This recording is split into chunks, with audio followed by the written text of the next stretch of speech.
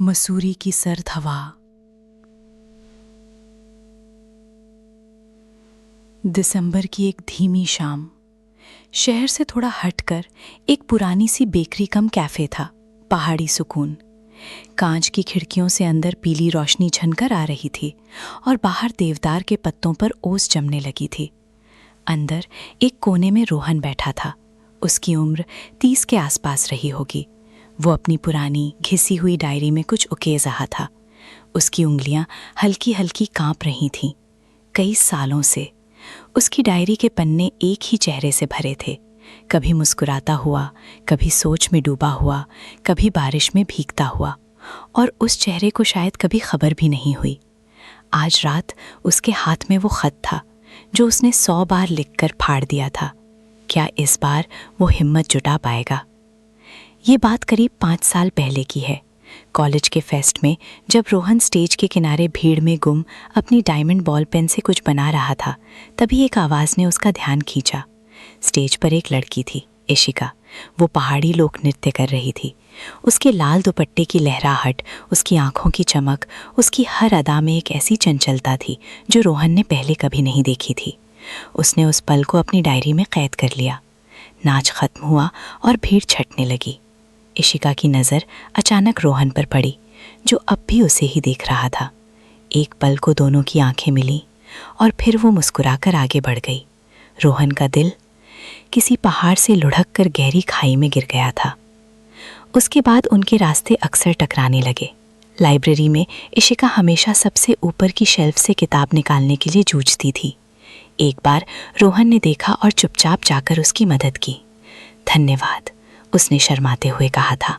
कोई बात नहीं, रोहन ने जवाब दिया, जिसकी आवाज़ खुद उसके कानों तक नहीं पहुंच रही थी। इशिका ने मुंशी प्रेमचंद की एक पुरानी किताब उठाई थी। रोहन को लगा यही वो पल था जब उसके दिल में एक नई कहानी ने जन्म लिया। एक बार बारिश का मौसम था। कॉलेज कैंटीन के बाहर हल्की हल्की फुहार पड़ रही थी। इशिका अपनी सहेली के साथ खड़ी थी, बारिश रुकने का इंतज़ार कर रही थी। रोहन अपनी चाय का कप लिए पास से गुजर रहा था। इशिका ने उसे रोक लिया। रोहन, चाय पियोगे? हम दोनों को एक एक कप फालतू मिल गई है, उसने शरारती अंदाज में कहा। उस दिन पहली बार रोहन ने इशिका से खुलकर बात की। उसने बताया कि उसे बच्चों के साथ काम करना कितना पसंद है। वो समाज सेवा करना चाहती है, दूर किसी गांव में जाकर। रोहन ने पाया कि इशिका सिर्फ खूबसूरत ही नहीं, बल्कि एक नेक दिल इंसान भी थी। उसकी डायरी में इशिका के मुस्कुराते हुए चेहरे के अलावा उसके सपने और उसकी सादगी भी कैद होने लगी थी।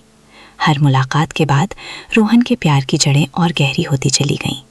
लेकिन हर कहानी में एक मोड़ आता है। एक दिन रोहन ने कैफ़े में इशिका को उसकी सहेली से बात करते सुना। बस अगले हफ्ते की बात है, फिर मैं अपनी टीम के साथ गाँव के लिए निकल जाऊँगी। शायद अगले साल तक वापस आऊँगी, इशिका कह रही थी। रोहन के हाथ से चाय का कप फिसलते फिसलते बचा। अगले हफ्ते वो मसूरी छोड़कर जा रही थी, और शायद हमेशा के लिए, उसके सपनों के गांव में, जहां रोहन की दुनिया का कोई ठिकाना नहीं था। उसके दिल में तूफान उठ खड़ा हुआ। ये उसका आखिरी मौका था, वो जानता था। उस खत में उसने अपने 5 साल के प्यार, अपनी खामोशी, अपनी उम्मीदें, सब कुछ लिख दिया था। पर क्या वो ये खत उसे दे पाएगा? क्या वो इशिका को बता पाएगा कि उसका हर दिन, हर रात उसी की यादों से रोशन होता था? उसे डर था, बहुत डर था। अगर इशिका ने मना कर दिया तो क्या वो उसकी दोस्ती भी खो देगा? उसके मन में एक ही सवाल घूम रहा था, क्या इशिका को ये जानकर खुशी होगी या वो नाराज़ हो जाएगी? उसका शरीर पसीने से भीग रहा था, जबकि बाहर की हवा सर्द होती जा रही थी। अब या कभी नहीं। कैफे बंद होने का वक्त हो रहा था। इशिका अपनी सहेलियों के साथ हंसती मुस्कुराती कैफे से बाहर निकल रही थी। रोहन ने अपनी सांस रोकी। उसका दिल इतनी तेजी से धड़क रहा था कि उसे लगा जैसे वो सीने से बाहर आ जाएगा।